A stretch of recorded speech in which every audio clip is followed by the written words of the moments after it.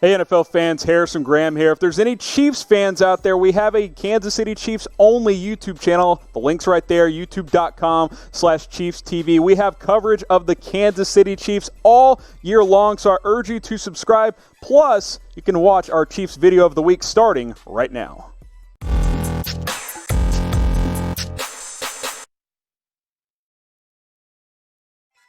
Welcome into the Chiefs Report. I am your host, Harrison Graham. Thanks to everybody who used hashtag Chiefs to get their questions on today's mailbag. We hit over 300 likes on our last video. We actually smashed it. I think we're over 600 now, so appreciate that. That means you guys get a mailbag today, so let's have some fun and jump right in.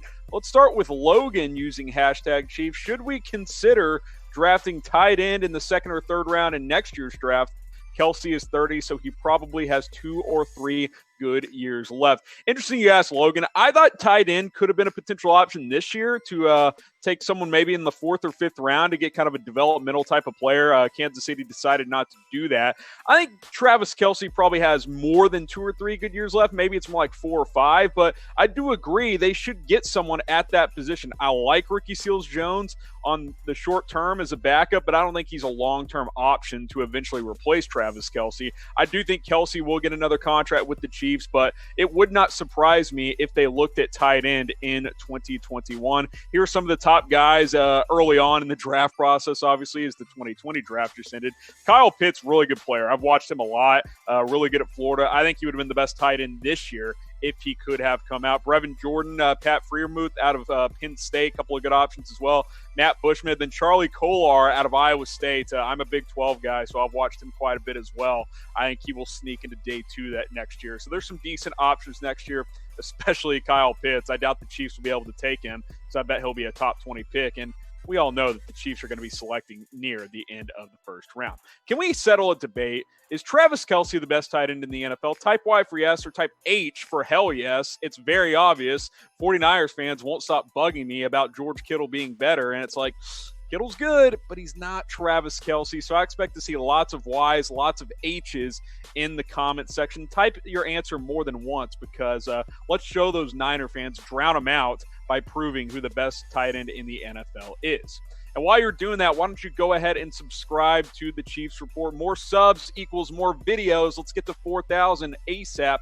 Almost just over 200 subscribers away. So go ahead and hit that big red button. Turn on notifications. We got videos going up 3 or 4 a week. I'd like to do one every day, but we need more subscribers. So go ahead and subscribe right now. Let's go to Devin Nutter. Why did the Chiefs not draft Bryce Hall or a Meek Robertson in the 4th round? I think a Meek will be the next Tyrann. I assume he's talking about Tyrann Mathieu. That's high praise, Devin. I don't know if he'll be that, but let's first look at L'Jarius Sneed. And can we just address something? You guys freaked out on my last video when I said the Chiefs didn't take a corner until round 7. I'm aware L'Jarius Sneed is going to play corner primarily in the NFL, but he played safety his senior year at La Tech. I know he played a lot of corner early in his career. Maybe he will be a good corner in the NFL. I just found it weird that the Chiefs did not even address the position until day 3. I get it. He's going to play corner for Kansas City, but they still didn't take one until the 4th round. And a guy like Bryce Hall, who would have been a first-round pick last year, was sitting on the board. So I was a bit surprised. They didn't take someone on day 1 or day 2. That's all I was getting at. I'm not criticizing the Chiefs for not drafting a corner. I understand L'Jarius Sneed is that, but we're still talking about a day 3 draft pick. So let's just get that clear. I thought Bryce Hall would have been a better option in the 4th round there, considering he fell that far. He ended up falling to the 5th round. I was very, very surprised. I think he does have medical issues with the ankle injury he's coming off of, but we'll see how L'Jarius Sneed pans out. With Bashaud Breeland getting arrested, I wish they would have taken a corner earlier, but you can't predict what's going to happen before it happens. Go ahead and pick a corner. Type L for L'Jarius Sneed. Type B for Bryce Hall. I would have rolled with Bryce Hall. Maybe it's a little more risky coming off the injury, but I think he has first-round talent when he is fully healthy. But hopefully Sneed, he's got the versatility, will offer a lot to this Chiefs secondary. Dana Evans asks, do you think the Chiefs will re-sign Chris Jones to a long-term deal? So there is a bit of an update on Chris Jones, and it's very interesting to say the least. This report coming from The Athletic, that the Chiefs apparently were hopeful that Jones would sign a team-friendly deal before the NFL draft. That obviously did not happen. He's still under the tag, which is over $16 million. Casey has to budget for the Patrick Mahomes mega deal that they're going to have to sign him to sometime in the next year. It's probably going to be around $40 million per year. I understand why Kansas City is hoping Chris Jones would take a little bit less, but from Jones' side of things, he's barely made $6 million in his NFL career. He's looking to cash in. He's not going to take less money just to help Kansas City sign Patrick Mahomes. That's not something that players do, especially when they're coming off their rookie contracts, when good players have been underpaid, like Chris Jones has, playing under a second-round draft pick contract. He's really good. I like him. I hope the Chiefs keep him long-term, but I don't think he's in a position to take less money when he hasn't made a ton of money yet in the NFL. So we'll see what happens there. I do worry that trading him is becoming an increasing possibility, so I want to see what you guys think. What should Kansas City do with Chris Jones? Type K for keep him, type T for trade him. I still am typing my K for keep. I want to keep Chris Jones long-term, but if they were offered a first-round pick and some change, I think that is something Brett Veach and this front office would very heavily consider when it comes to Chris Jones.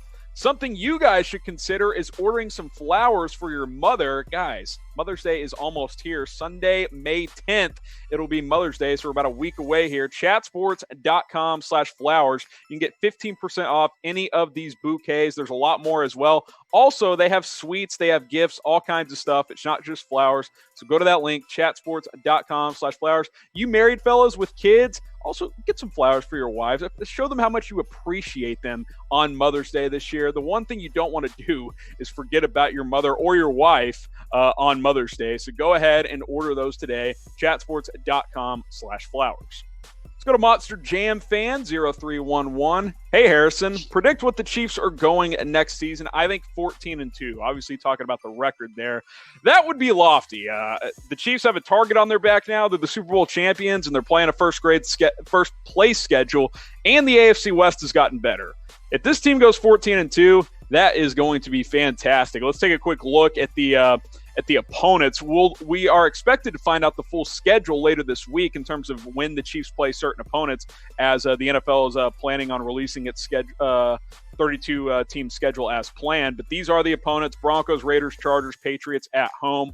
Also the Jets, Falcons, Panthers, and Texans. The road games look like this. You've got, obviously, your divisional opponents again, the Broncos, Raiders, and Chargers. Buffalo Bills, that's going to be a tough road game. Miami's an improved team. The Saints are going to be tough on the road. You got to face Tom Brady and the Bucs on the road, Lamar Jackson and the Ravens on the road. A lot of the Chiefs' tough games are on the road. So if they were to go 14-2, that would be unreal. That means this team stayed very healthy and got even better from last year when they won the Super Bowl. Is it possible? Yes. Is 14 wins likely? Probably not. The over-under at Vegas right now is 11.5. That's the last number I've seen. So what do you guys think? Over 11.5 wins? Under 11.5 wins? I'll take the slight over. I'll say 12-4 again. I think this team will be better in 2020. I think Mahomes will continue to improve, and there's a lot of new pieces that should help, but that doesn't necessarily mean the record's going to be better. The schedule's tough. They got a target on their back, so I'm typing my O for over, but 14 wins, I think that's a little bit too high. Nicholas Shaw wants to know, will the Chiefs use Willie Gay Jr. as a starter or a backup during this season?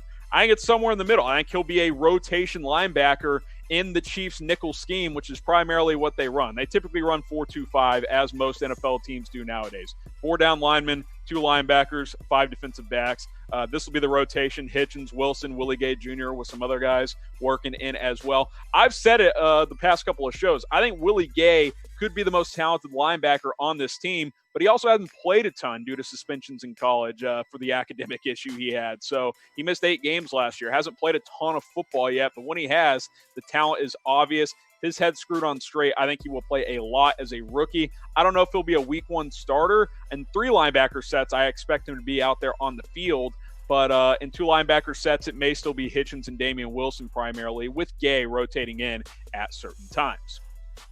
Have you guys subscribed? If so, type S down in the comment section. If you haven't, just want to remind you guys to go ahead and hit that big red subscribe button. Here's the deal. More videos or more subs equals more videos. I'd like to do a Chiefs Report show every single day, but we don't have enough subscribers right now. We're like 200 away from 4,000, so help us get there as soon as possible. We keep growing the channel. We'll keep putting out more content. That's how this works. So go ahead and hit that big red subscribe button.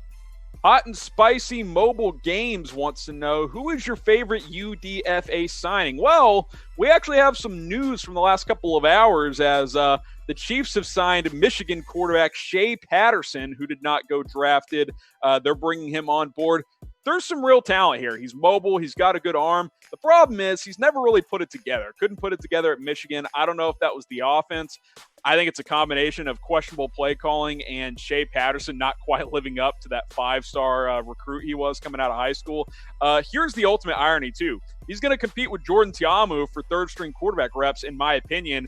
When Patterson transferred from Ole Miss to Michigan, Ta'amu was his replacement at Ole Miss. So it's kind of come full circle here. You see the numbers. They don't jump out at you. 56% last year. 23-8 is a good ratio there, but not the most accurate at times. His receivers did let him down at Michigan at times for sure, but I did not love what I saw his senior season. He did not build off what was a pretty good junior campaign. We'll see. Can Andy Reid and this staff untap some of that talent? It's possible, but I think at best you're looking at a third-string quarterback here, which he'll compete with Jordan Ta'amu. So type S if you think Patterson's the better quarterback. Type J if you think Jordan Ta'amu is the better quarterback. We'll see how it plays out. I think one of these guys will either be the final roster spot, basically, as the third stringer, or be on the practice squad in 2020. So we'll have to see how that plays out. Also, speaking of UDFAs, here were some of the other notable UDFA signings earlier in the process. Javaris Davis, Lavert Hill, a couple of corners that I think have some talent. Khalija Lipscomb out of Vanderbilt. I like the receiver there. Darrell Williams, one of the top offensive linemen that didn't get drafted. And then Tommy Townsend. Look, Dustin Colquitt got cut. So it's possible he's your punter in 2020. So keep that in mind as well. My favorite one to finally circle back around and answer your question there is, I think Javaris Davis is a real shot to make this roster and to have an impact in the NFL. I thought he would get drafted. Good playmaker. I think he's got some nickel traits, but he could play some outside as well. With Kendall Fuller gone and Breeland being suspended now potentially, I think Davis is a good addition here as a UDFA. He had 2 picks in all 4 seasons of his career, so 8 in total. That's pretty good playmaking ability right there. Pass breakups every year over 6. That's pretty good at Auburn in the SEC. So I think he's got a real shot of making the roster and having an impact. It was a position of need, as we've talked about, and I think he has a real shot of making this roster. So I would say Javaris Davis has been my favorite UDFA signing so far for the Kansas City Chiefs.